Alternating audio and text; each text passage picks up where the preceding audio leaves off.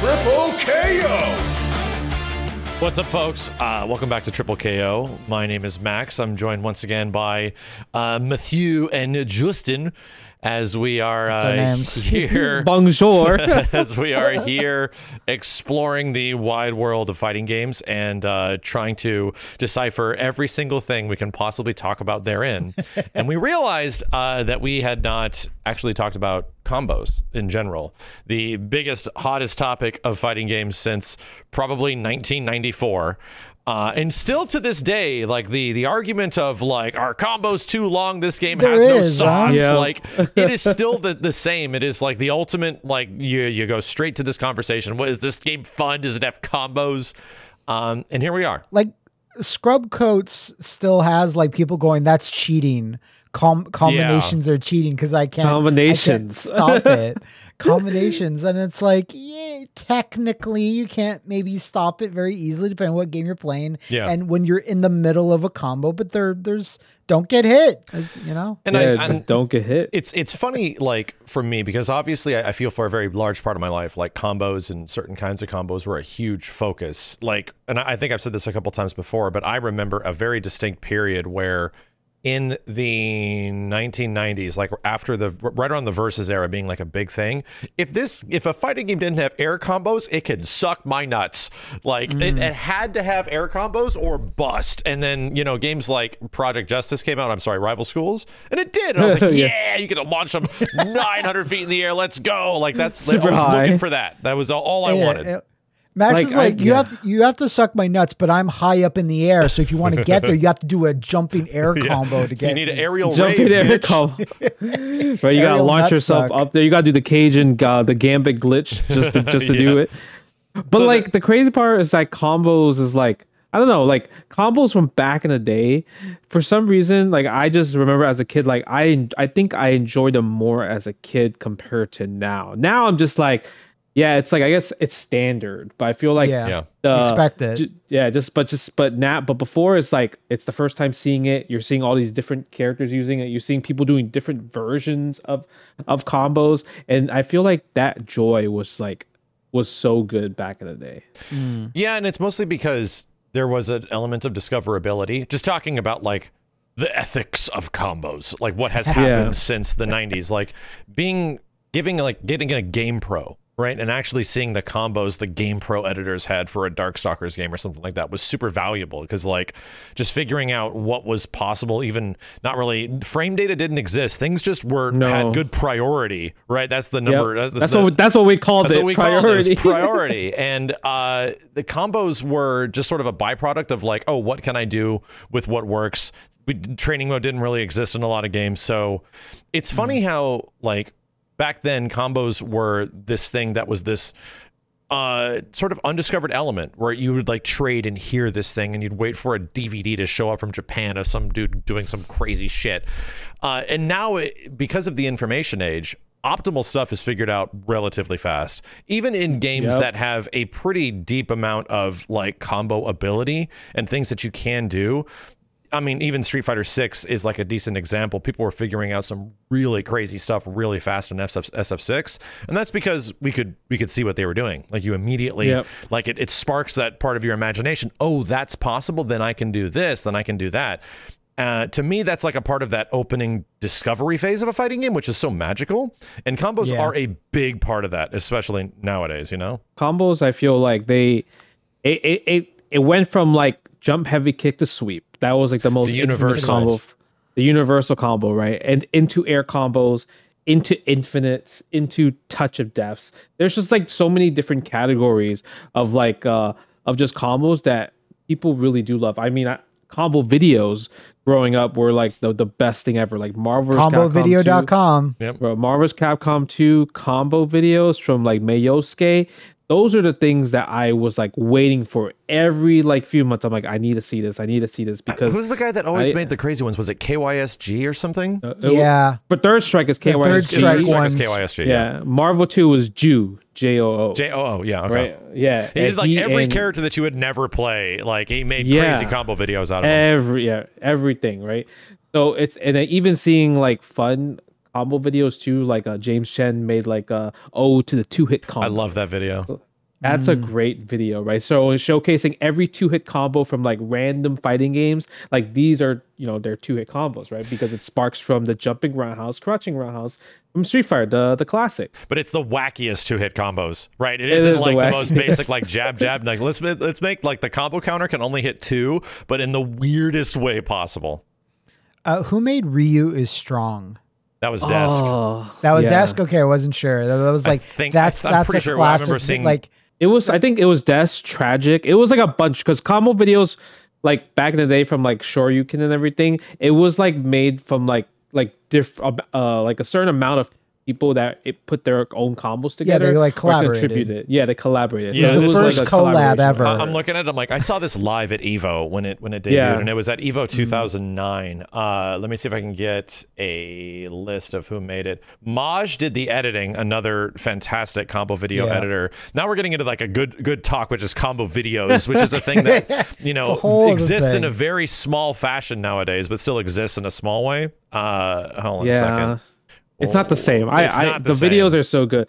Like I know, go ahead. On Desk's channel now, it's like all types of stuff. Like, let me tell you about all these like crazy characters in this one game, or then here's like combo video or whatever. But yeah, you do have to diversify. But in the early days, like on SRK or whatever, it's like combos. That's all you people wanted to see for. That's all we cared about. No frame. We don't care about setups or Oki. No. We just want a cool ass combo. Let's go straight to the cool shit. And to be honest, that mentality has sort of haunted and carried with me in terms of being an entertainer all the way to this day, where it's just like I'll just learn all the neutral and defensive bullshit when I play the game. I just want to land the cool shit, Right. Yeah. People like combo that. Videos That's what people look forward to. Currency. They were a currency. You go to like the school, or high school, or college, or whatever. It's like, I'll give you this combo video, but you have to let me see that other one you had. Like, dude, you were able to barter with that. I got some stories with that. Like Steve has a great story from that one. But by the way, the Ryu is Strong video, just so I can correct this, Desk was a part of the editing process and a help with it, but it was actually a combo video from Maj. So once again, one of the combo video greats, and I just thought that Desk was in it. I mean, also to give shout out to Desk, he's like the last great combo video maker that is still actively doing it. There are obviously combo videos all over the place. It's like good Ken combos from Street Fighter 6, right? There's a bunch of videos that are like that of people making compilations, but they mostly just go to Twitter. People just post a combo on Twitter. There's some editing with music. Like I remember the last combo video I might have edited that did very well was I called it the Decade of Hype, and I was very lucky to get an early preview build of Marvel vs. Capcom 3 before I was anybody at all. I wasn't even a human yet, so I essentially had to make something because I was so excited about Marvel 3, and I did like some song. God, I can't even remember. I think it was I Want to Be a Hero or something like that. That sounds familiar, yeah. And it came out before the game was out. Capcom was nice enough not to DMCA the holy crap out of my channel in 2011. And it did really well. Like that was the last combo video I essentially ever remember making. But Desk has been making them the entire time, right? And he's been making them weekly for the past... I think he did it for a year. I think he actually had a statement where he's like, I'm going to make a combo video every single year. And he does some amazing stuff. Like I love the video where he goes into Marvel vs. Capcom 1 and he shows off all the assist characters and where they come from. Because there's a lot of weird, wacky stuff in there. Yeah, he shows up. He shows a lot of those Easter eggs of like, oh, do you remember this character or the references? But like, the difference between Desk's combo videos versus like other people's combo video is that like they're not similar whatsoever. No. Everyone else that makes combos of like a character or a new game, they usually have similar combos that you're like, okay, I saw this on Twitter. This is a little slight reversion of it, but Desk really pushes the limits of the characters where it's like it's not similar whatsoever. It's like the craziest combos. It's the most optimal, most fanciest. It's like really flashy. And he's a musician. That's the crazy part. He's a musician too, so he like makes a lot of the compositing, like the remixes and tracks you hear, and he really is focused around timing to music. And that's one thing that I personally love was a huge goal when even doing video production stuff on the games that I was working on very briefly. But yeah, timing to music is hype as shit, and it's really fun to watch trailers and watch combo videos like that. when I would make my DBZ anime music videos, and I get my Linkin Park, I get my Linkin Park selection out, like that when they say like this lyric, Vegeta better do that thing. Like it actually really is the same thing with combos, where it's like if you have something with no lyrics, if you just have like a punchy part of the song, you have it sync up with a combo. Like it's like it should be hanging in museums. Some combo videos. It's amazing. Really and I have a question for you guys. There's like, and I don't know if my memory is the same as yours, but the combo videos were absolutely huge around like the mid 2000s, right? Like it was the way we distributed fighting game information and entertainment. It was just combo videos. So if we can hard date the era of which combo videos come from, and I can't even tell you how many times I would hear this music from this musician, and it is a Japanese artist from the mid 2000s that was very popular. It's still pretty popular to this day, I'd say. Do you guys have any idea? Well, this is Jeopardy now. Do you guys have any idea what that would be? What artist was super popular in a ton of combo videos? Also was in a ton of Evo trailers. Yumi Hamasaki. There you go. Evolution. The song is literally called Evolution. Yeah, it's a banger of a song. It's literally it's a pretty good banger of a song. And yeah, like you said, two songs that Evo used a lot. It was that one and Sandstorm. Those two were like overused on every trailer. But man, like, I think that's the beauty about fighting game, is like you like that perfect music and everything. Like one of my favorite combo videos that I remember was from Marvel 2, and Team Seattle made it.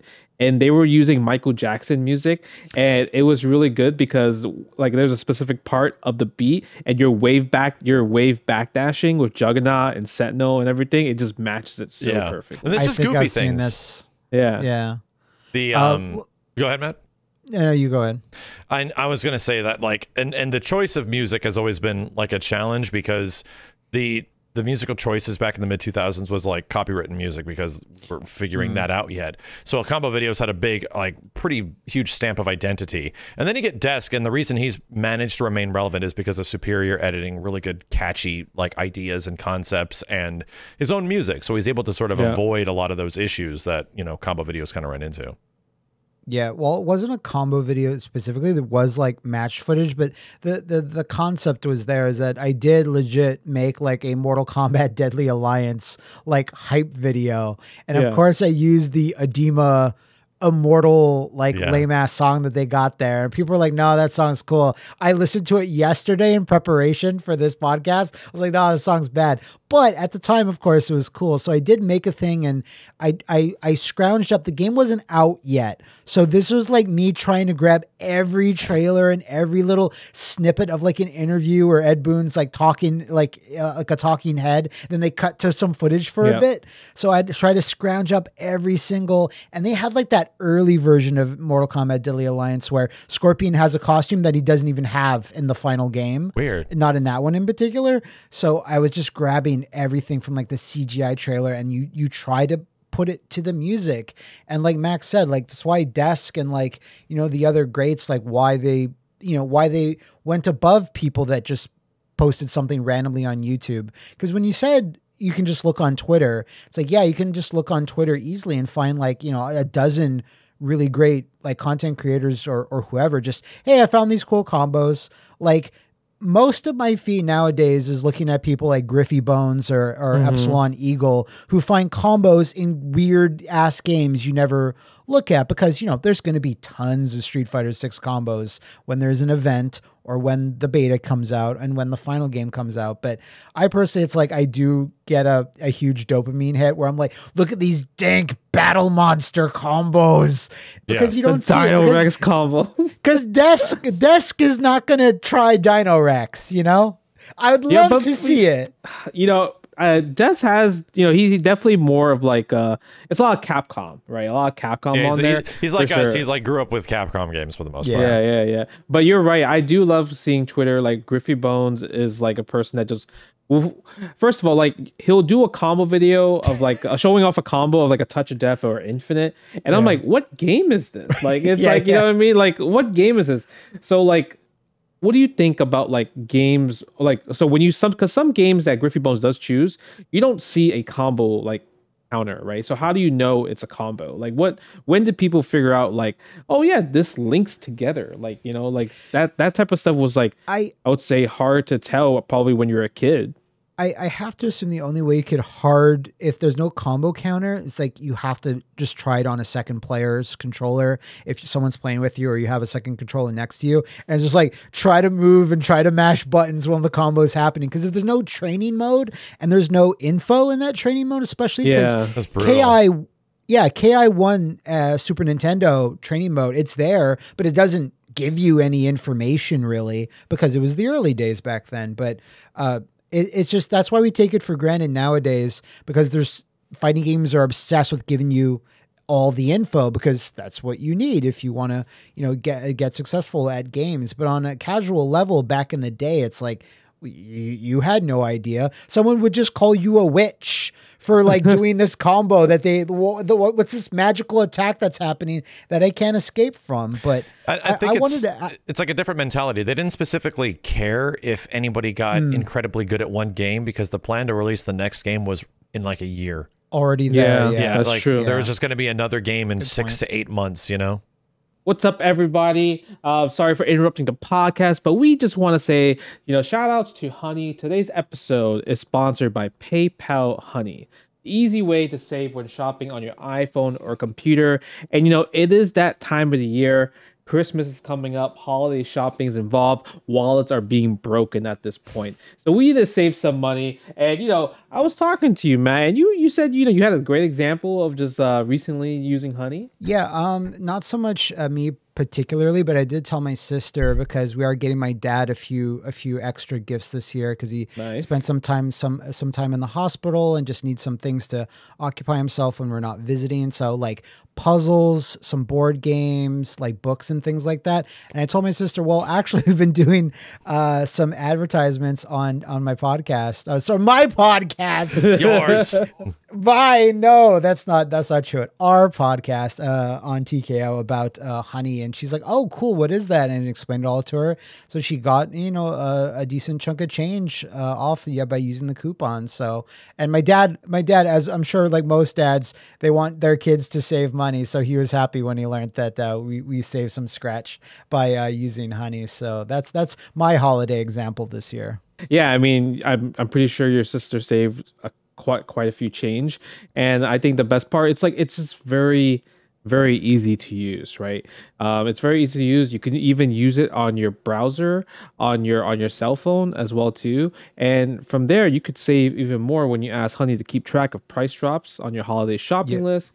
If you don't already have Honey, you could be straight up missing out. And by getting it, you'll be doing yourself a solid and supporting this show. Get PayPal Honey for free at joinhoney.com/TKO. That's joinhoney.com/TKO. I was going to say, what's the first time you guys even heard the word like combo or combination? I have a very specific memory, but I was curious to like where you guys first heard the term. Go ahead, Justin. Man, I guess the first time was probably, it had to been Marvel Superheroes. Like I think for Marvel Superheroes, that's the first time like I have ever seen like a combo counter, or like, okay, like if I press X amount of buttons, like the combo will register and everything like that. Cause like I played like Street Fighter 2 growing up, but I wasn't doing combos. I was just spamming special moves, right? Once you learn a special move as a kid, that's all you care about. Spam, spam, spam. But when I saw Marvel Superheroes, I'm like, okay, spamming doesn't really work in that game. You actually have to do button combinations, get combos, and that's how you dish out the damage. And then once you saw the computer do it in like attract mode, that's when I'm like, oh, this is cool. It's like a combo counter. So I would say for me, it would have to be Marvel Superheroes. Really? Like even before like X-Men versus Street Fighter? MSH is after Children of the Atom. Yes. Yeah. Sorry. So we didn't have X-Men. That's what I meant. Yeah, I actually never seen X-Men Children of Atom because we didn't have it in the arcade. Like Marvel Superheroes was the first Marvel game to show up in the arcade. Okay.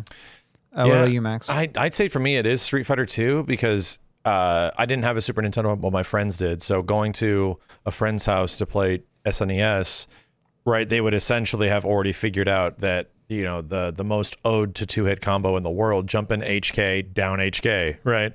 And we were doing that against each other. Like, so that was an active thing that we, before we knew of cancels, before we even knew of like how to do, how special moves even worked, like they just came out randomly, it felt like. Yeah, yep. I even remember on the Super Nintendo, so this must be like the early 90s, like 92, 93, where it was like, oh yeah, you do this and it just works.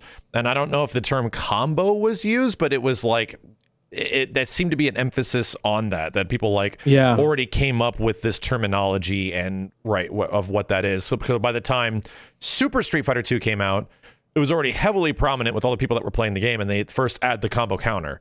So Super SF2, as funky of a game as it is, before Super Turbo comes out, it does identify like, oh, people want combos, and here's a combo counter now. Yeah, and it would like tell you stuff even if, I mean, it was a combination, but it wasn't really. If you just do a 3-hit Dragon Punch, it would still say 3-hit combo. Yes. And you're like, oh, okay, because technically, it's 3 hits connecting. It's all in one move, but it's there. And it was only like, I think for Super Street Fighter, it's like Fierce into Dragon Punch. Yes. Or Fireball. And you're like, oh, okay. And that's about as fancy as like, oh, I'm doing a combo. But it goes back for me a little bit more. And I know this is like highly specific. The instruction manual of Mortal Kombat 2. The instruction manual for Mortal Kombat 1 on PC. Wow. Specifically the IBM version had its own unique instruction manual had to do all the shit, like put in the password that happens on page 4, sentence 3, word 5, and that's how you like boot up the game. What? Okay. Yeah. They weirdly enough, Max, I don't know to tell you this, but I looked this up. The manufacturer of either this port of Mortal Kombat or whoever wrote the instruction manual, the name of this company was Ultratech. Cute. It's very so weird. This is some super funky like DOS Street Fighter 2 version of Mortal Kombat 1, right? It's not funky. It's a solid version. Really? Like it's well known to be like, oh, this is not arcade perfect, but it's as close as you'll get. Blood and everything. But in this instruction manual, it had a section of called tips. And it would just be like, standard tips, whatever. And it did say, and I remember this, it just said, there are certain combinations. If you're really good, you can do these. And it was something like jumping, like Scorpion's jumping kick, then straight into teleport punch. Yeah. And I'm like, oh, wow. Introducing the concept of what we know now is like hit stun, like that just carries over. Yeah. And that's the funny part about early combos is that we get it. And I feel like, and I don't know if this echoes for you guys as well, but it's a little juvenile because, when we have a little understanding of how these things work, you just like certain things. I remember there being schoolyard arguments of like who would get the biggest combo with how many hits. It didn't matter how much damage it did, but people were obsessed with how long the combo went and how many hits were in the combo. Quantity, not quality. Quantity, yeah. It was all about like, oh, how many times can you juggle and hit the opponent instead of like how much damage. It didn't matter how much damage it did. I just want the hits, Yep. And that's why the hits were very, very important. I mean, I think that's one of the things where you see a lot of people play Strider in Marvel vs. Capcom 1 growing up. Dude, that's me. Because you get the orbs and you just do jab, jab, jab the whole time. And it's like literally a 40-hit combo. Strider was like every single time. And specifically for me, I like Strider so much because his combos, number one, sword swings. I didn't even know who this character was, but sword swings just felt so cool to land, right? And he had like the best double jump combos in the whole game. And they looked so sick. Beep, beep, beep, beep, beep, double jump, beep, beep, beep, beep, beep, beep. And you're like, climbing a staircase. It looks so cool. That was where I became like obsessed with air combos was MVC 1 because it really had some truly impressive shit. But games before that, you had to like bounce them in the wall and do all this kind of like bring them down and then back up. It's like Cyclops and everything. Exactly. Cyclops Infinite, it's a bit X-Men, different and a bit more technical and complicated, but Strider, it was kind of like built in. We want you to do double jump combos with this guy. So I feel like, and that was around the hits era, I feel like, and here once again we are just doing the self-living prophecy of this is just a Killer Instinct podcast, but the first game that emphasized hits and like knew like, oh, kids like this shit and was just like unapologetic about it was KI1 because the game was just built around combos. It was unapologetic about it. It just wanted you to do big, long-ass strings that led to ridiculous, crazy, stupid shit. And the combo counter would emphasize the fact that, hey, you know what? Congratulations. It was awesome. Awesome. You know, it was a king combo. Like, there was a celebration now of your greatness, of how long that combo was. So that was like the first game that really put an emphasis on combo length, even though we were all already thinking about it, you know? Oh, we have another combo breaker, and that comes from Manscaped. This holiday season, I know that both me and Justin will be giving thanks to our friends over at Manscaped because everyone loves turkey stuffing, and you'll be looking like a dessert with the help of Manscaped's Performance Package 4.0. The performance package, I believe, also includes the Weed Whacker. Justin, it will chop your... do you have this problem where you need to chop your worst weeds from the top of your nose, from your ears, down all the way down? I got hair everywhere, even hair in like the most like obnoxious places. You know, it's kind of like grow there. It can't. Yeah, I don't even know if it grows there. Luckily, I don't have ear hair at the moment, but yeah, nose you hair. Will. You know, like random like long strands of hair on the bottom of my balls as well too. It's like the ultimate Thanksgiving dinner topic. Like, why wouldn't you want to talk about your balls with your friends? Maybe not your family. You know, maybe you're not that close, but with your friends, especially in the Friendsgiving Thanksgiving dinner. Why not especially recommend Manscaped, right? The ultimate performance package, because I mean, we got to hibernate soon. It's wintertime. It's getting cold. You got to dig in deep there during the winter, right? Yeah, it's getting cold, man. We need to hibernate. So of course we want to make sure we keep our balls fresh and clean. And the most important, smooth. And you can also do that with if you have a problem with nose and ear hair, you can use their trimmer, which uses a 9,000 RPM motor-powered 360-degree rotary dual blade system to provide proprietary skin-safe technology, which helps prevent nicks, snags, and tugs in those delicate holes. I like it when you talk to me like that. I like it when you talk to me like this too. You can get 20% off and free shipping with the code TKO at manscaped.com. That's 20% off with free shipping at manscaped.com, and use that code TKO. Be thankful this holiday season for the best gift of all from Manscaped. Your balls will thank you. Oh, I'll thank you tthere was another game on the same year as KI, and Primal Rage also did like little like words or expressions next to the combos. It wasn't as in depth as KI. It was like one word for every like 5 hits or something, and you can get up to like maybe 15, 20 hits in Primal Rage. Is maybe Ketchup can clarify that on me, but it would have those types of things, and it's still so crazy to me that Rare, who had never made a fighting game before, is like, let's just do all these tiny little touches to make combos like so fucking cool and like over the top. And just the announcer themselves like is just enough. And they're like, no, let's have when they say king, and I'm like, why did they say it like that? But I'll always remember it, and just like brutal. And that was just the best part about KI was that there was an announcer to make example of how cool you were at the moment, And just around the, like, I want to say 94, 95, that's when, like, outside of Capcom and like Darkstalkers or Children of the Atom, everyone starts going crazy with combos. Like a Weapon Lord starts having really crazy combo system that no one's really seen before, and it can get stupid high. Like a lot of other American companies are like, oh, well, let's start doing this, because I think it took until Mortal Kombat 3 before they started getting in on it with another subset of combos, which is the most technically based, hardest to perform, which of course are dial combos. I remember magazines would be like, doing combos in Mortal Kombat 3 is like using a telephone and pressing the buttons one after the other to find the secret combinations. People like to go ahead. I was just going to say, and we've never returned to dial a combos since. Not in that sense. Yeah, not in that sense. I mean, the funniest thing is that the typical structure of Mortal Kombat combos still remains in NRS games.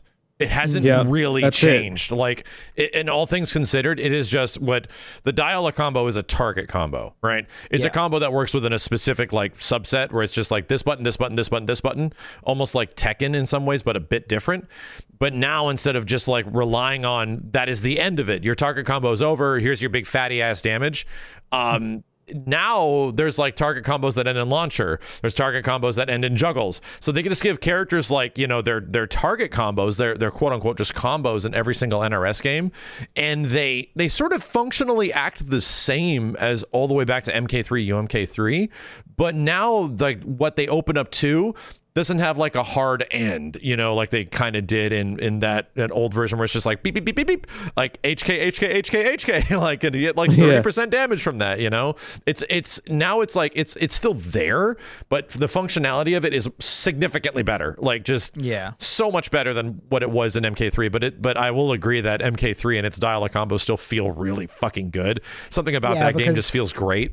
It's the down HP, man. It's the down HP. When you launch them up, or even like back and hard kick, like for like your roundhouse to end, and a guy always goes flying back, and you're usually so good, and you're usually running forward. So they felt really good to pull it off. Target combos, I remember distinctly opening up like an EGM or a Game Fan, and it talking about Street Fighter Alpha and talking about Guy and saying Guy has something called target combos, and I'm like, what? Like I don't even understand. And it would be a long time before I'd even play an Alpha game after seeing that. I'd be like, oh, these are what they meant.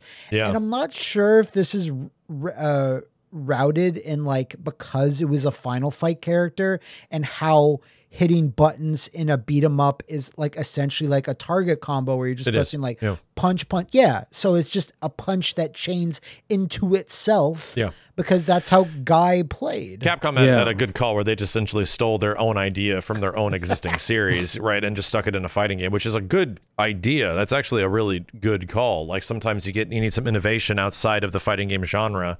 We're even seeing that a little bit with Street Fighter 6 right now, where one of the lead battle dudes of the game is from the Bayonetta series, right? Is an ex like Platinum employee, and you kind of see that with like the weird, crazy slow-mo kind of stuff that happens all over the place. I'm trying to think of like classification, because for anybody that is tuning in and is maybe not familiar with these weird classification of combos between like, you know, target combos or links, like how many, based on our current understanding, right? We have obviously link combos, which are originating in Street Fighter, right? Which is essentially like frame data naturally carrying over for this move, knocking you back so much so I can do another attack, then that combos, you know? Link combos, then you got chain combos, which are largely started from the Versus series, where like you just go light, medium, heavy, or light, light, medium, medium, heavy, heavy. Like there's, you just fill the board, right? And that's called like filler, right? The filler part of your combos comes from like chain combos and stuff. And then you have target combos, which I would say, well, obviously was in Street Fighter. We have Guy and stuff, but Mortal Kombat has made target combos kind of like the defining aspect. Yeah. And then we get weird shit, which is like auto doubles and linkers and enders, right? And that's specifically Killer Instinct with its own unique subset of like combo systems. I can't think of like anything else. I guess auto combos. Yeah, that's the most important one, is auto combos. Because now games have auto combos. Yeah, for the modern age. Like I don't remember what's like the oldest. What's the oldest game that had like auto combos compared to like Marvel 1. Marvel 1 easy Marvel mode. 1 easy mode. Oh. Yeah. And it was it sucked. But it didn't function as like how auto combos work now. It was very weird, the system. It was weird, but it was the first time where it's like, okay, we're requiring people to press a variety of buttons in 17 different ways. How about you just press like one or two and we'll just do the rest for you? Would an ultra combo be an auto combo? That's like a good question. Is an ultra combo just like it simultaneously an ender / requires finisher? Because it's kind of like an ender and finisher, right? Yeah, and that's actually a conversation to be had, is that the combo just automatically happens and you're just getting your ass whooped, you know? So would that be the same as kind of like Mortal Kombat's brutality? Oh, well, yes, because brutalities are super hard to actually do. Like you have to do a shitload of combinations and then the move triggers versus ultra combos, which is just like one command. Are brutalities? I forget because I rated the brutalities, but I don't remember actually doing them because I would just like unlock them. Are brutalities like the secret enders in KI2? Where KI2 you had to, you mean ultimates? No. In KI2 you had every character had like 4 or 5 enders, and they had a secret ender. The only way you can do the secret ender is if you did all the other enders at the end of a combo. Right. So was it like we had to fulfill requirements, and then once the requirements are met, you get your big fat combo? So do you mean the classic brutalities you're talking about? Yeah, trilogy. No. So what happens is that when the characters, like, you know, their life is flashing red, you just do a long ass combo like high punch, low punch, low punch. You just have to memorize all of this. It turns into a Tekken 10 hitter. And then it turns into a Tekken 10 hitter or an ultra combo after a certain point. Gotcha. You can tell when the brutality turns into automated hits. Yeah, but it goes faster, right? As a kid in Ultimate MK3 on Super Nintendo and Genesis, that's where brutalities got added. That's when I first started doing them. Then they were still in there in Trilogy, and I could do them like 1 or 2 or 3, like at most, because they were just long, and because they're not even that cool. That's why, like, when they were brought back in MKX, I'm like, oh, that's so much cooler. Yeah, for sure, 100%. You had a cool name. They're like, we got to use the word brutalities. That's so cool. But what can we actually do? Let's make actual stuff that's brutal. And some of them are hard to do, like in a real match and blah, blah, blah. But then sometimes they can be done by surprise. So, not strictly a combo, modern brutalities, obviously. There's like little bits of it in there, but still such a cool idea. Yeah, and they were essentially like Midway's take on like ultras, like finish the shit, like beat the holy living hell out of the opponent for a fatality, right?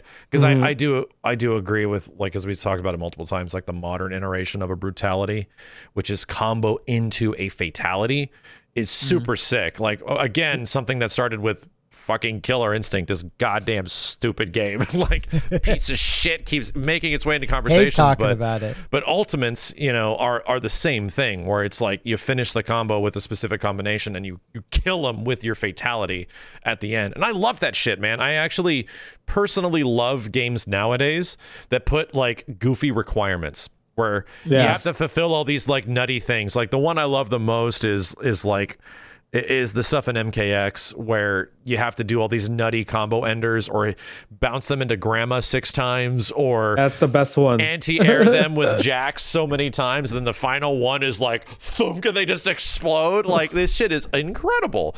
And I feel like that is the area that can be significantly like expanded for like a lot of fighting games, is the enders of combos. No, we just call them enders in everything. How you end combos can be customized and modified.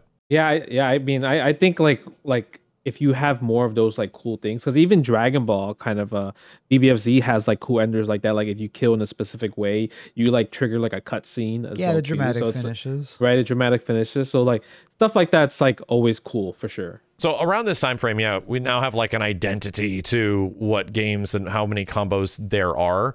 And I'm trying to think of the games that really start making combos like a part of their identity. And the big one to me, and I know aside from KI, I'm trying my best to get away from Killer Instinct. I'll bring you back. But I remember like Tekken really having a big emphasis on like the 10 hitters and everything, even though it was there in previous games. I think it goes all the way back to like Tekken 1, but those throw combos too. Yeah.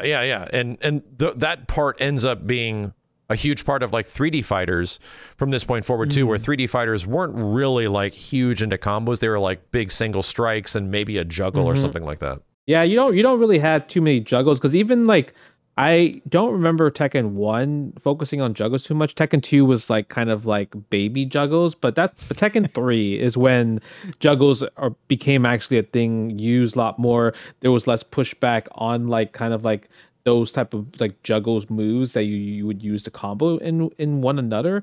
But even like the 10 hit 10 hit combos, like 10 hit strings. They're actually, like I would say like that's not really it wasn't a true combo. Yeah. Like I think it was a true combo in Tekken 1, but like ever since 2 and 3, like you have a chance to block it. Yeah. Right. And I think that's when they started doing more of a juggle system. But yeah, 3D games, like, I mean, now obviously Tekken 7, Soul Calibur, Virtua Fighter, they have a lot more juggles in their games. But like for sure, 3D games were very different from 2D games, where 3D games was mainly about kind of like positioning, footsies, frame data, right? That was kind of the emphasis of back in the day. And maybe that's why 3D games weren't so hot, because everyone was so into just like getting like 99 hits in a combo. Yeah, and I would have to ask Matt this, because you have much more probably experience with this than I do. War Gods. Yeah, I agree. I'm trying not to mention War Gods. I want to mention Bloody Roar. Damn it. Okay. Hey, yeah. Justin recently played some Bloody Roar, so yeah, I'd always love to talk about it. So yeah, how does Bloody Roar's combos work? I mean, they're essentially like, kind of a mix of like Tekken or maybe even Virtua Fighter, but some other characters have, I'm talking about like early Bloody Roar as well. And some other characters had like special moves that would like link off like certain hits. And when you would power up, your combo ability would get even like crazier, because you had essentially another attack button, because your beast button, which is useless when you're in human form, except for to transform, then becomes like another attack option. Okay. So you can do juggles for sure. You can like combo into super. Like Bloody Roar is almost kind of unique, where it takes a little bit from like a couple of other 3D fighters, and it's fast too, which is that's why me and friends like were back in the day were even into Bloody Roar. Like, oh, it's so fast, you can do all these, like Street Fighter-esque moves. Like it was a 3D fighter, but with like, like more visual flair and stuff for certain moves and things. And in Bloody Roar 2, when they put in super moves, like that's when things got crazier too. I can't wait for Justin to play Bloody Roar 2 if you haven't already. It's kind of interesting, because like Bloody Roar is like it's such a weird 3D game, because it's like you're running through like it's like an open field, like a platform, where like kind of like Power Stone, or like something with a running mechanic involved, while like other 3D games it's all like sidestep, and it still kind of like revolves on like this left right type of thing, but with added of a sidestep. But Bloody Roar and other games are pretty common, like with the way they have the platform runnings, their combos and everything, they work pretty similar, right?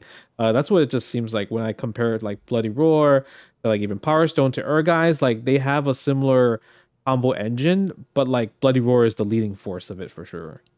Right. Yeah. I mean, when you get into Bloody Roar 3, and especially Bloody Roar Primal Fury on the GameCube, that's when I was trying to like learn the game and get good with certain characters. And but a couple of them also had like chain combo throws, and in this time frame, that's what I was all about. I was like, any characters that have chain throws, I was like, oh, I gotta learn them, because they look so cool. Like it's what 3D could do that 2D really couldn't at that time.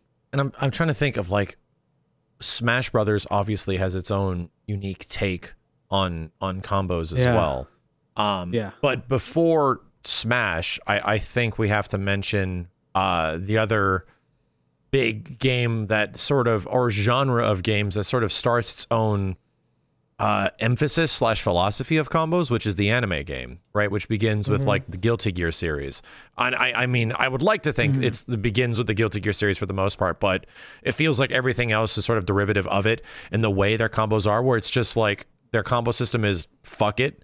Like everything, like you just press fucking everything, like things just chain into everything, like things just work off of juggles. Like we're going to include 3D style juggles, we're going to include all these crazy wall bounces, we're going to throw like the kitchen sink into like combos in some ways. And I feel like there's a unique identity that comes after Guilty Gear when you start getting to like Arcana Heart, like chaining like light attacks that go into this. I remember like Variable Geo and all these like nutty games on the PlayStation and Saturn and stuff that had these absolutely ridiculous combo systems. And to be frank, we identify it as like Guilty Gear as being like the anime game, but this also technically applies to like the Sailor Moon SNES game, which is just, I was just gonna say, wild. Sailor Moon Super S, let's go. Yeah, like the combos in that game is just like kitchen sink, wild. Let's go. You know, it's ridiculous. Yeah, it's interesting because like when the developers start adding like purposely game mechanics to like extend your combos, like you're saying with Guilty Gear with like false roaming cancel, YRC, red RC, all that type of stuff. Like you're actually using meter, instead of just kind of like buttons and buttons or special moves and whatever. That's when combos become very, very crazy, right? And that's where the experimental phase becomes like super fun, because like for Guilty Gear, it's like like you can chain all these combos like punch and the slash and the dust and whatever, but what makes Guilty Gear combos crazy is just like doing another execution aspect of pressing 3 buttons at the same time, which causes a false roaming cancel to your special move, and if you do it at the right frames, you get to extend it even further. Like stuff like that. It's like it's like the icing on the cake when it comes to combos. But when do you think like combos are like a little bit too much? Like in terms of like anything, right? There's always a point where you're like, this is a little too much. Yeah. I have a good example, and that would be in Clay Fighter 63 and a third. You can have combos that go into the thousands. Now, let me be clear, it's fake. You do maybe like 30 hits, but the counter just says like 900. It's just like 935 hits, like insane combo. I would think like, yo, my game broken or something. that kind of reminds me of like I think it's Tatsunoko versus Capcom, where the bajillion. The damage. It wasn't just the combo; it was the damage counter, and you did 307 billion damage, and it's like. Neat. Yeah, that's the funny one. That's the one I'm like, that's a little too much to me, because I'm like, bro, like, what do you mean I did like 5 bajillion damage? Like, what do you mean? What do you mean? Like, what do you mean by that? Like at that point, they should have been dead already. After a billion, I'm pretty sure I should have been winning. I really like those super moves that are a lot of hits condensed very, very quickly. So even though like the super only lasts for like 3 or 4 seconds, it says like 30 hits, and that always felt good to me. I don't know about you guys. Yeah, but. And that like, for example, there ends up being a functionality to that, because there's like the pre-baked combos that come from super, like cinematic supers, but then you know, versus series style stuff, you mash and you get more hits. So it ends up becoming, and you actually get more damage. So it ends up becoming like a fundamental part of the game to just beat the holy shit out of your controllers and arcade sticks, which is like almost Mario Party levels of like self-destruction of your hands as well as your controllers. I think mashing supers is probably what started people, like let's say new players and everything coming up now, to like, if they never touched a fighting game, to mash. Like I feel like that's literally the boarding reason. And that's why I think like now when you look at fighting games now, you don't have mashing anymore. Mashing during combos are completely gone. The last time they had it was like what, Marvel 3? I don't even think Marvel Infinite had it. MVCI did not have it. I think it might have had it in some instances, maybe some reasons. But yeah, I think you could get some extended hits from some buttons, but most things were not. However, I remember there being a game that tried to change this, where they still wanted to add a level of interactivity to supers and big super combos, and it was Injustice 2. Remember in Injustice 2 when you do supers and there would be specific timing during the hits for you to get extra damage, and you had to like hit these beats like during it. And I'm like, that's an interesting idea. It doesn't really work. Like it seems hard to figure out when you're supposed to press the button and why you're doing it at the certain spot you are, but it does give you a little bit extra damage for having some timing. I would almost like wish that there was an interactive element where if you did, you know, hit all the timing and you got a little bit more damage, you know, because you start getting into like the weird combo, like, you know, the Neo Deadly Rave situation, which is just like a super to a combo finisher, you know, with an activation that just leaves you with a whole bunch of hits with a cool flashy finish. I feel like before Max dies, he's like, I'm going to perform a Neo Deadly Rave in real life. Before I die, I'm going to on pull something. It off. Yeah, on something. Something that deserves it. Which characters? It would be rocks, light punch, light kick. I think a heavy kick, like the same one that it's been for rock every single. Yeah. But you mentioned something interesting, which is at what point is it too much? And we start getting into the territory, especially around, I'd say, the late 2000s, early 2010s, when it's like, this is too much, where combos are just getting too long. The ability for you to squeeze out of this stuff is like, people are watching big cinematic cutscenes of this guy's prowess like exerting itself all over my ass, and I don't want to watch it anymore, and I'm pissed. And now we actually get to the era where you can slip out of combos, where there are combo breakers, because funny enough, like, combo breakers, fucking Killer Instinct, of course you brought it back. KI starts that shit, right? But breakers and bursts and things of the like end up being a very prominent thing around the anime era, when the combos are just getting way too goddamn long. Yeah, like Mortal Kombat even got their own breaker system here and there, depending on the game.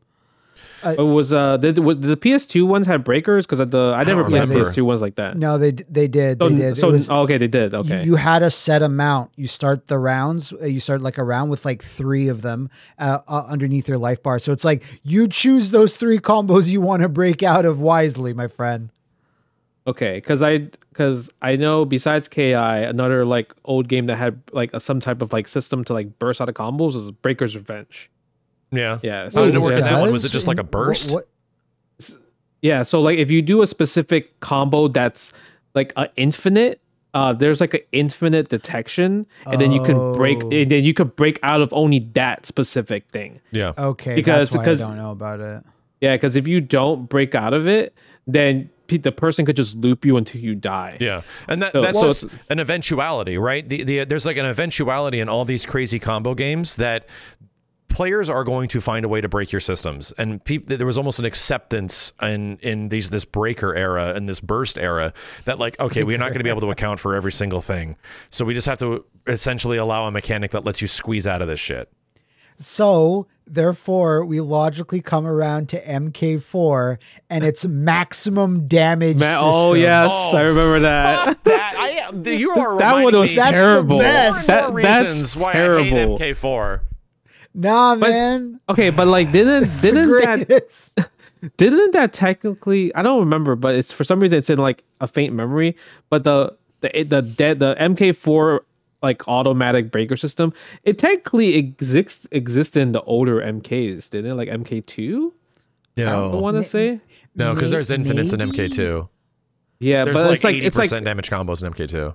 Yeah, I just remember like I forgot which MK game where it's like a specific amount of like hits that you do, you just like flip out like MK4, but MK4 does it at like 30-40%. Okay, you might be right, because the only other combo games would be like Ultimate MK3, which did like, open things up for certain characters and already had the dialogue combos. But MK4 is the first one that I know officially had a system. Let's have a system that limits creativity. Yes. Stop having fun. Quit that shit. My god! And at least with like that's like the worst kind, where it just is like a limiter on creativity. When in other games, like you have meter or something like that you essentially choose. Oh, do I want to do I want to save this for combos, or do I want to use it on breakers? Right, and that's like the tried and true MK aspect. Well, a lot of other anime games, like Guilty Gear included, would have a burst gauge and also meter, right? So it wouldn't take from your fun factor, right? It's not going to remove one fun thing just to stop your opponent from having a fun thing. Yeah, I mean, I give maximum damage a pass because it was old. Ed his team's first 3D game, and it moves so fast, right? Like it was faster than the 2D games almost. Like you just zip around the screen and you're taking out all the weapons, and a lot of people's special moves in that comboed really easily. So I think they're just like, we don't have time to figure this out with a better solution. Yeah. So let's just have characters flip out and to just say maximum damage, and that's it. And that's like the funny part of the conversation now, which is like, what were the solutions? Because combos created a lot of problems in the 90s and the early 2000s. And I feel like there was an era that was obsessed with coming up with solutions, right? And now it feels like we're sort of changing it. Like games are sort of designed in a way that either let you just go combo crazy or they just don't, right? Where they specifically stifle that stuff. It's not that kind of game type of thing, like MK11 when it first came out. So I find it funny that there is this era of you're either going to spend your bar on a big breaker of some kind or spend your bar on offensive stuff, which is where MK11, gets its prominent, MKX gets its prominent combo breaker stuff. But weirdly enough, like Capcom games just don't. Like Street Fighter 4 didn't care. It's just whatever links, and Street Fighter 4 has some of the craziest, most bonkers combos and longest combos too with the FADC system. Like I don't think there was any Street Fighter game outside of maybe like custom combo shit in older games. Like, and even in Alpha 2 that was limited. Alpha 3 obviously had a glitch, right? That is, I guess that counts technically. That leads to infinites. But I think Street Fighter 4 goes down as in terms of 1v1 Capcom fighting games, like in a Street Fighter game, has the longest goddamn combos of all of them. Yeah, absolutely. Longest combos for sure. And that was like hardest Street Fighter combos for me to ever like even learn with like one frame links and everything. So, I do the combos that I know, but like it was like an upper level of like, I don't know if I'm going to be putting this much time into this game to get to that level. But I mean, I don't think a Street Fighter will ever have a combo breaker. I'd be surprised if it ever did, because that really changes the whole game, really. Yeah. But even the crazier games that Capcom has made, like the Marvel games and like even Rival Schools. They don't have like a burst system. Actually, when I think about the only game that has a burst system ish from Capcom is TVC. It might be. Oh yeah, TVC. Yeah, Mega TVC. Crush. Yeah, the Mega Crush. Yeah. And then I was also thinking about some instances in Vampire Savior where you can just activate Dark Force while you're getting hit. And then I think that's like character specific. Yeah, and this is the solution era, right? So you get things like Mega Crush, you get a lot of breakers and bursts and stuff like that. And then they start to get a little creative, where in Marvel 3's instance, the devs know that we're not going to be able to account for all these combinations of characters coming up with nutty shit. Like combos are just a part of the Versus series. It was by and large just a sequel to Marvel vs. Capcom 2. They know the game was going to be like that. So what do? They come up with this thing called hit stun decay or hit stun deterioration. So the longer the combo is, the less hit stun is applied to every single attack, right? So but some point the combo is just going to fall out and you're not going to be able to hit the opponent anymore. And the funniest thing about this, and this has bugged me still to this day, right? Especially because there was an immediate sequel to Marvel 3 with Ultimate Marvel 3 that fixed a lot of this stuff with a lot of characters. Those rules applied to about 75% of the cast, right? 75%. And then 25% of the cast had moves that just ignored the system. That just always, this attack will always do this amount of hit stun. It'll always do this amount of damage. Shout outs to Spencer. Shout outs to Spencer. Shout outs to Virgil. Shout outs to even like Dante in some situations. These things will always act the way they do. And it will just ignore your hit stun decay system. So those characters end up being some of the best characters in all of Marvel 3. The characters that specifically like, oh yeah, we just have things that just ignore the rules of the game. It's kind of crazy that they added stuff like that. And then it even gets worse, right? Obviously, I'm not sure if Capcom ever like found the TAC glitch or whatever, or that was a community found thing. Yeah. But the TAC glitch, obviously the one that really showed it off was Marlin Pie with Dr. Doom, where he pretty much says, yeah, if you TAC, hit stun deterioration is gone. Yeah. Right, when it comes down to the combo. It resets specifically because they're already assuming you're going to start a long combo and launch them up and then get another character to come in. Oh, we have to reset hit stun. Right, because the character needs to do a combo. You're using our mechanics, right? So their solution ends up causing a problem where if you get him back down to the ground and then you re-jump, the game just still counts you as a jumping state. This is literally Street Fighter Alpha 3 all over again, and it's a fucking infinite. And now that's the whole goddamn game. Max, you know that they could have avoided that whole situation if they just put in maximum damage into Marvel. Oh, yes, that's how you fix it. Yes. Maximum damage. Yes, but no more fun. Yeah, but it was crazy because like in vanilla Marvel 3, like characters had like really, really long air combos, like really long TAC combos, especially the Sentinel one with like 5,000 rocket punches after a TAC. Yeah. But you couldn't do that in Marvel 3. So I guess like they tried to fix it, but then it made it worse. Yeah. With an infinite. It's every character having infinite. It's such a goddamn aiding game where it's like, yeah, we're gonna try to solve this problem, and they kind of do, and then they just open up a new huge can of worms with all of the new characters that just go, nah, screw it, like this Nova guy just always hits you for this. This Spencer guy is always going to hit you for this. Like it's wild how like these solutions are in place, and to see other games sort of like copy a very similar combo system, and then you get like this design philosophy of just, you know what, fuck it, this is our game, right? And that's Power Rangers. Yeah. Power Rangers is a full acknowledgement. My God. This is our game. The game is about you touching somebody, and if you're able to remember and get the combo, you win. Yeah, 100%. It's like they didn't like, that's a game where like you would think there is a burst system, like you need a burst system, but they're like, yeah, if you get hit, you're dead. Like, so it's a 3v3 game, right? And there's like, they have the hit stun deterioration as well too, but there was a lot of moves that just says, you know what, this move does not have hit stun. Yeah. So this move does not get triggered, and this move is like, yeah, it just does whatever it wants. Yeah. And then we get to the, go ahead, Matt. I was just going to say, that just goes back to like that sort of thing of, okay, well, this is our game now. That just goes back to like Street Fighter 2, where combos were not an intended thing. It was like a glitch. And then when people started being like, oh, you could do this, then Capcom was like, this is our game now. And that's what I was saying, is that like players will eventually break your systems and actually figure out what your game is, you know, like as much as you have all this design intent and you try to make a really tight fighting game experience that everyone expects, people will break that shit and show you this TAC infinite. People will break that shit and show you the fact that you can burst bait. And that actually leads me to the next one, which is like, oh, now we have like a problem with all these combos. Now we put all these systems in place for these combos. Now we have ways to counter those systems, right? And we get to the burst bait counter breaker era, right? Where there's a lot of games now where if you know they are going to burst the combo, you can bait that element and then punish them for it, which I think is like the creme de la creme. This is like, this is where like this meta on top of meta starts getting really interesting, and it feels like a lot of games are like that now, where it's like you know the burst is coming, you know the combo breaker is coming, you can actually do something about it. Yeah, that's I think that's the crazy part, because like I would say like let's say for Guilty Gear example, that's where kind of like the burst baiting is like the most, I would say, seen. Yeah, especially in Guilty Gear Strive. Guilty Gear Strive, like there's like routes for like these are burst safe combos.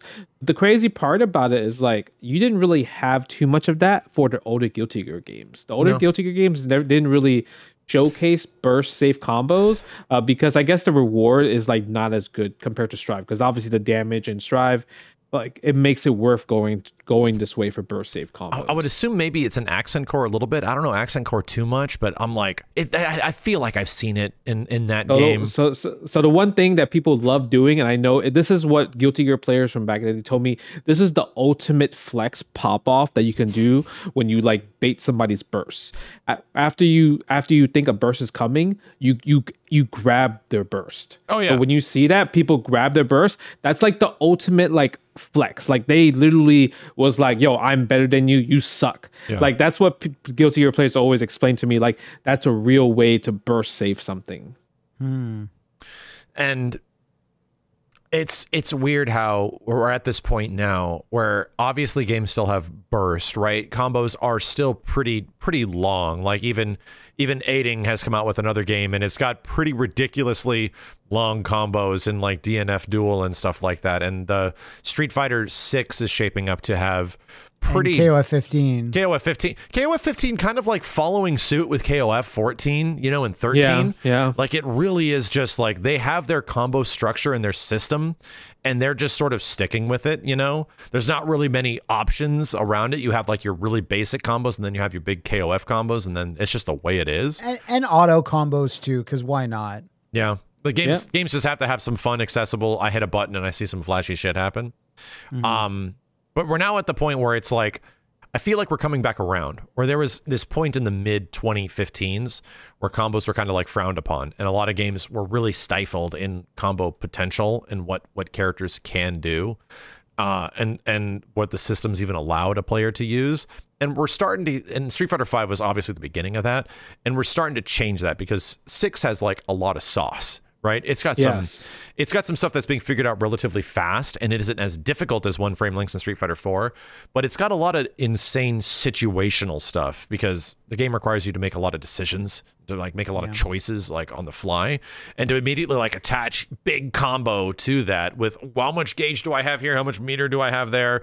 Are they about to die over there? Should I burn out? Like there's I think the decision making behind combos is probably some of the most interesting now, because we've all seen long combos. Like, it's just, we've seen every single kind of combo. We've seen how long they get. It's like, you can't really impress us with combos anymore. It's just, they need to be there. It's just that they have to also be engaging. Like, you can't just have combos. Like, they need to be engaging in some way that is different than other fighting games. That's kind of, no, go ahead. Go ahead, Justin. No, I was saying that's kind of like it brings us back to like what we talked about in the beginning. That's kind of also what makes Desk different. Like I said, like, because his combos, like, they're not like the Twitter combos that you see. It's like, oh yeah, this is a combo after like a hard knockdown, and somebody wakes up DP, and then they do the rest of the combo. Like literally, Desk combos are like combos that you don't see, that you will not see done in an actual match. These are just kind of like character limitations, and how can he break that character limitations.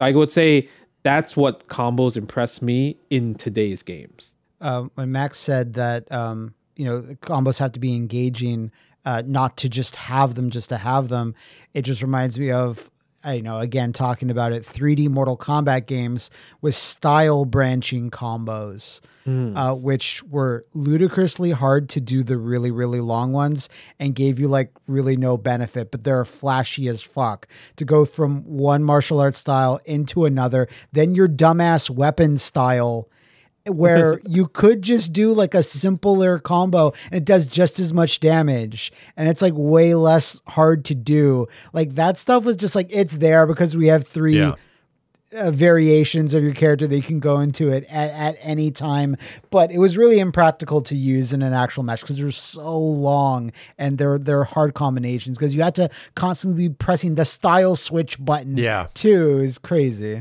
So I'm thinking about all this now of like the games we didn't mention and stuff like that, because I think MVCI should get a big nod. MVCI's combos are fucking awesome. Like, they're great. They're so cool. Like, what you're able to do, the freedom that is allowed in there. People aren't going to be happy that I keep shilling MVCI. I'm sorry.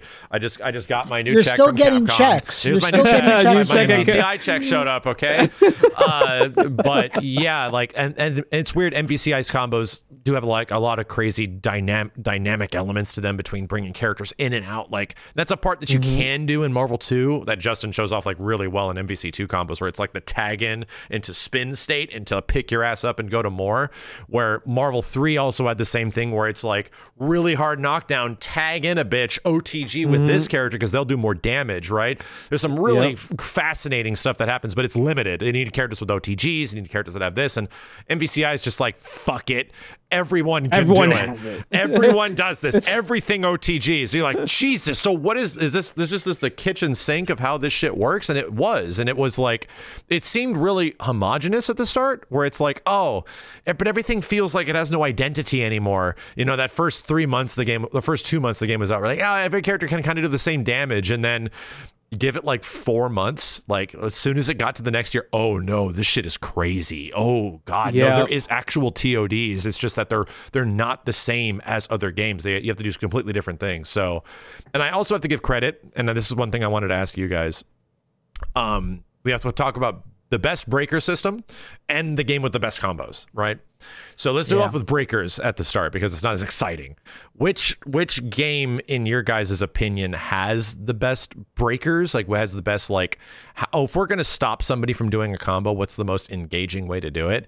And no kidding, like, you think I would say Killer Instinct because combo breakers are like built into the core fundamental aspect of the game and are interesting, but I give it to MVCI because Marvel Infinite has this thing where it's like counter tag when you're being hit. The other character comes in and you now gain control of that character and go, stop it! And you have to like use them to run up and choose to stop, or your opponent can stop you. Like there's a lot of such a great idea. Like let's just bring the next character in instead of just breaking the combo. It's so much more dynamic and interesting than, Breaker, Mega Crush, that kind of stuff. Yeah, I mean, for me, I would say. Go ahead, Justin.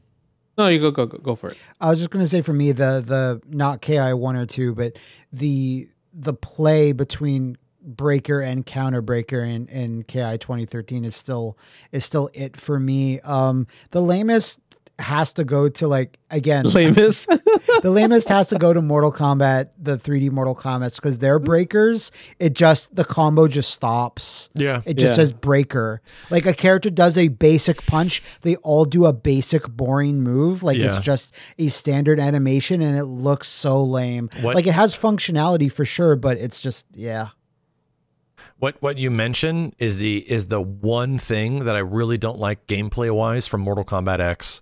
And its breakers are super uninspired. You just break. It looks weird. It just looks weird. It's like there's like a slapping sound when it happens. It just is like, okay, now none of us have any stamina. None of us have any meter. I guess we're just playing the game again. Okay, like there's no advantage. Yeah. Did you like MK11's breakers where you just like fall to the ground? I absolutely hate that shit, Justin. It's so bad. It's that Injustice. So the weirdest thing about that is that it has like a history, right? It goes back to Injustice 2, the slip out, right, where it's like, it's like somebody tripped on a banana is what it looks like. Yeah, and they like just Smash Brothers Brawl. Exactly. But it goes back even further to Injustice 1, where Aquaman literally gets slippery, where he gets slippery. His gimmick was that he gets slippery while being comboed and he'll fall out of combos. I forgot about this. But they're like, oh, let's just put that into the whole goddamn game. And that was Injustice 2, where characters can slip out of combos, and the same thing. I can't tell you how much I despise it. And then they realized how bad it was, and they're like, okay, so we need some anti-slip moves that'll catch you even if you slip out of combos. And that's what they did. Where there was like, some attacks would grab you even if you did the breaker out of it in MK11. That happened like a year after the game was out. Yeah. But I hate that shit. I would say for me, my favorite burst is probably Arcana Heart. Really? Arcana Heart. Yeah, Arcana Heart, that's an interesting breaker system. So you pick your character and you also pick kind of your element, right? And when you burst, you get one burst a whole game. And when you burst, you have the background changes to your element, and now your special moves become more enhanced. So you can use more of like a special version of a special move that your spirit has. So, for example, Gear is like this like little whale, like a Shamu whale, a blue Shamu whale. Uh-huh. And when you burst with him, you control him as like a Zato. That's right. Cool. So every element has a different type of burst. Where like if you have a freeze time one, you could freeze time, like kind of like JoJo's and everything. So they all mechanically do different things.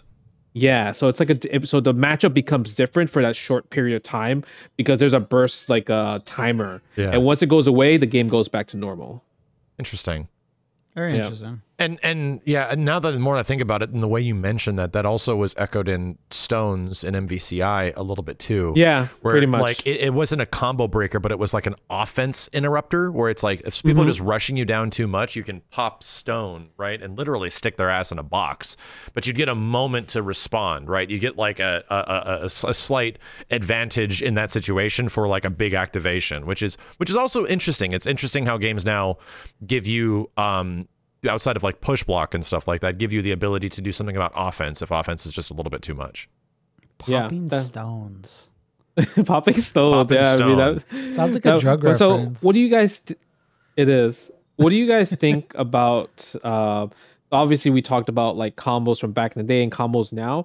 Like what do you think about combos now? Do you think they're the same difficulty, or do you think it's like not as hype anymore, like compared to back in the day? Because I feel like back in the day is like combos was all about the hits, right? Yeah. Like now it's different. Now it's like it's much easier to do the combos where people aren't as impressed as easily compared to combos. I think you take this one, Matt, because I'm curious from like the perspective of somebody that like plays all these games but might not like dive in and like grind the heck out of them. What do you feel? Yeah, I think just because like every game, like, you know, you can do some form of combo, whether it be 3D or not, and, you know, there be training modes and like everyone doing day one combos and figuring things out. It takes more to be impressed by certain things.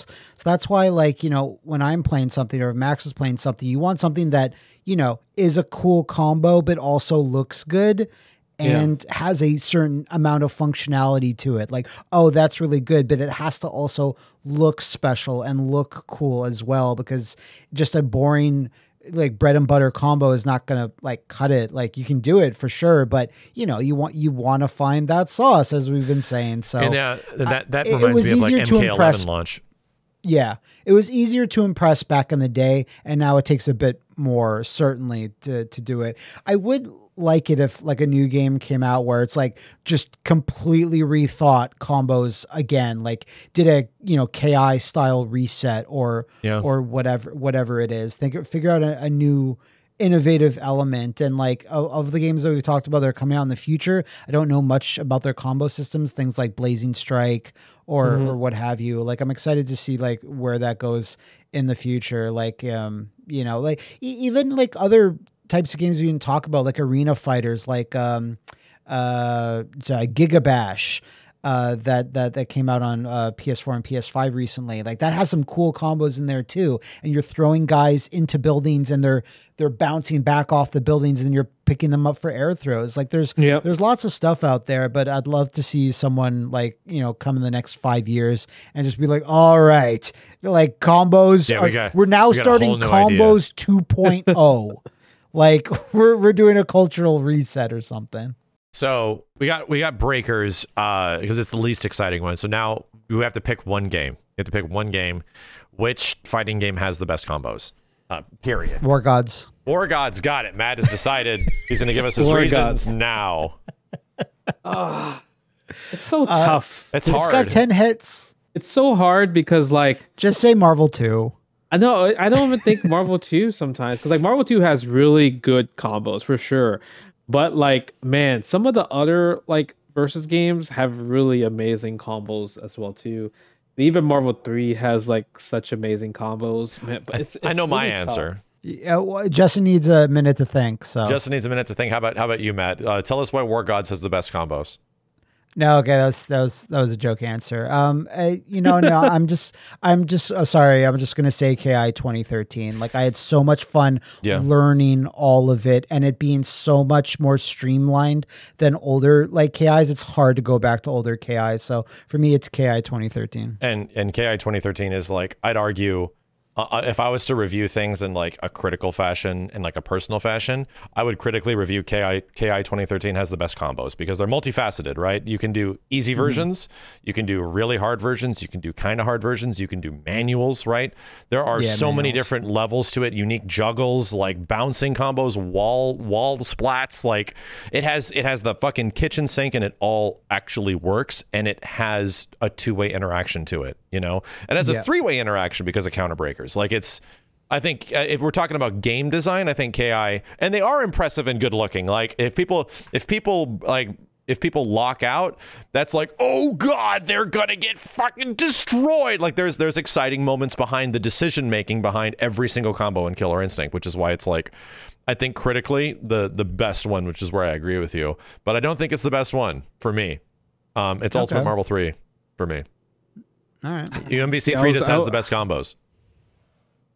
I was really leading into that because, man, I just, it's like Marvel 3 is so good because, like, you know how MVCI like literally gave every character the same kind of resources of like wall bounces, the ground bounces, but Marvel 3 combos with team synergy is like the best. Truly impressive. Like the best team game ever, because you really like you can have a really whack character on your team, but with the right team synergy, that character's combos are just crazy insane. They're cracked. And it's funny how I would like to think that MVCI does have better combos.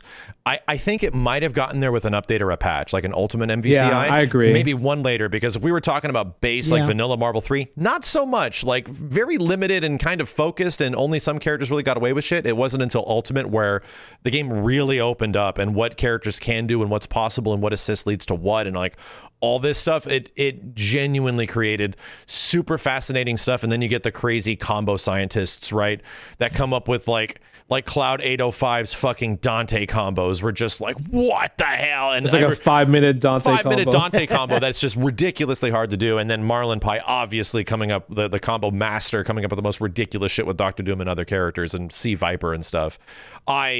I love that game's combos, man. Just picking up, and the nice part is that they fixed the issue from Marvel 2.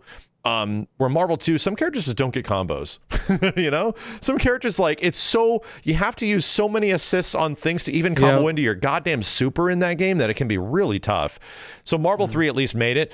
Even Shenko, even Chris, like even any of these characters that have much less potential than others will be able to combo into stuff, right? They will have their own functional elements, and even like Tron Bonne is going to have her big ass long, like shoot you Kobun string that leads into full thing, leads into DHC. Like there will be answers built within its systems, and that's why it's beautiful. I see now I have to choose a different game because I was like leaning towards. You can choose Ultimate Marvel 3 as well. No, we have to choose a different one. So I would choose my second choice, which would be actually X-Men.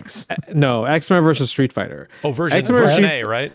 Yeah. Okay. The ones with infinites, yes, right? The OG one. But the thing is, like when you see people just do infinites, it's actually just pretty boring, pretty bland, especially Cyclops. But with like when you're playing Cyclops, but when you're playing on Fightcade, for example, there's a new rule. It's a gentleman's rule in Fightcade X-Men Street Fighter lobby that like people just don't do infinites anymore. They only do 2 reps and then go for like a fancy combo / reset or an ender. Yeah. So you actually see like really cool Cyclops combos that's just not really about just like jumping heavy punch, just loop all day. Like he's like boxing you in the corner of like just jab, kind of like a punch him, sock him robot. And so many characters in that game have combos like that. So you don't really see it too much from like old combo videos, but like right now the combo, I would say the way people treat combos in X-Men Street Fighter, or at least on Fightcade, they make it really flashy. Like I'm like, damn, their execution is on fire. There's something I love about X-Men versus Street Fighter combos, and its background interactivity in some stages, like the police stage where you get bounced into the back of the cop, like the big cop like caravan thing, and it creates a huge dent, and you bounce off of it, and then you bounce them back into it, and the cop car explodes, and then they fall through the floor, and you can still go to the sewers. This is so sick. Not every stage is like that, but it's like if every stage was like that, I absolutely love that shit, man. That shit is so cool.